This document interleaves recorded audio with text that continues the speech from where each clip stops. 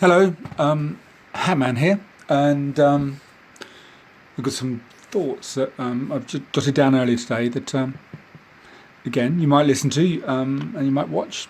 If you don't, that's fine, but maybe you will. So anyway, let us start. Imperfection is a beauty. Madness is genius, and it's better to be absolutely ridiculous than absolutely boring. Marilyn Monroe. Okay. I've been gardening today. The weather's been just right. Not too hot, not too cold. And the radio was on. And I heard this girl say this. Well, in fact, she asked a question. And she said in the interview, where does the real me go when I play princess? And the more I thought about that, it was like, that's a question. Where does the real me go when I play princess? Well, I don't play princess. Not today, anyway. But how do you answer that question? Should you reason with her and share some neuroscience claptrap? Should you seek to enlighten her so that you can stop her from playing in the moment? But where does the real me go? That's a huge question. So it got me thinking. And I suppose to answer that, I need to know, who am I first? So many things. First and foremost, I'm a dad.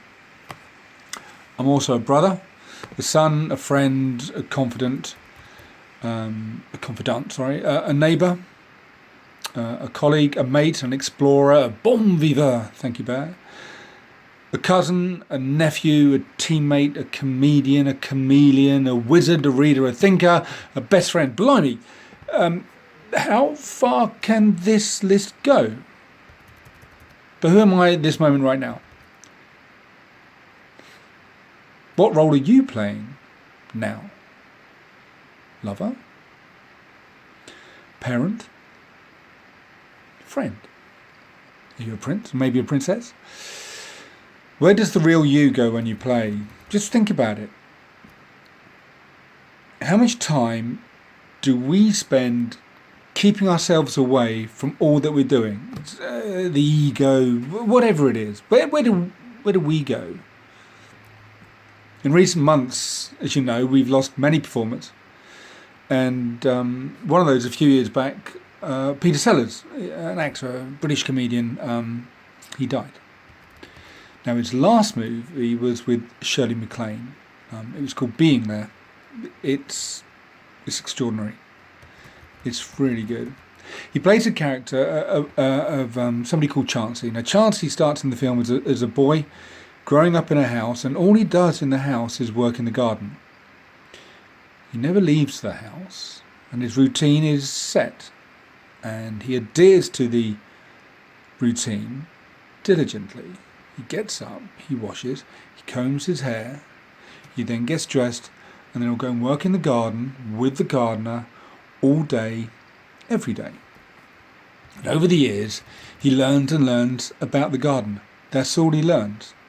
He never leaves the garden. And as years pass, he eventually becomes the head gardener. His only interaction with the outside world is through watching TV. He never leaves the house, and he just speaks with the housemaid, who gives him breakfast and dinner and tea. One day the owner of the house dies. The house is sold, and Chancey, the gardener, is evicted from the house. He doesn't really understand what's happening, and then the comical adventures of Chancey begin.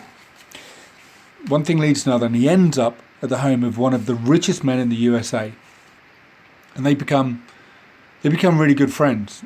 There's some funny scenes about a lift, and when Shirley MacLaine is kind of hitting on him. Just look out for that. The movie's called Being There. Anyway, after becoming friends, and he lives with the old rich guy, Chancey's simple view of the world, based entirely on gardening, leads others to believe he is a brilliant genius, given his observations and commentary about the politics and the economy at the time.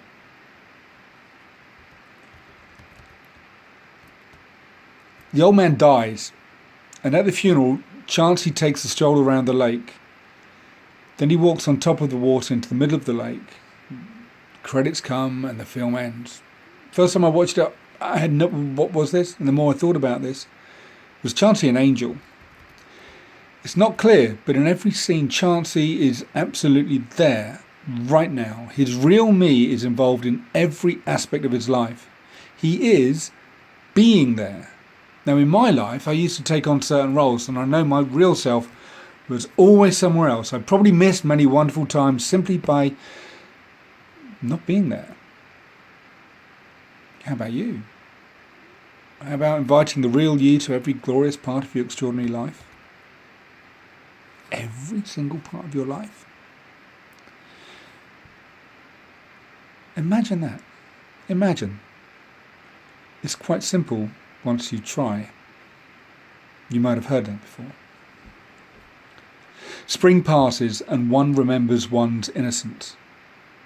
Summer passes and one remembers one's reverence. Winter passes and one remembers one's perseverance. Yoko Ono. Thanks, Yoko. I've never listened to you before. I'm listening that now, and I know, whilst we accept the seasons of the economy and the politics that's all going on right now, if we accepted the seasons of our lives and enjoyed every season, knowing that spring will come again and fall will come again, and as long as the roots aren't severed, everything's good in the garden. So, HATMAN out. Thanks for listening, and see you soon.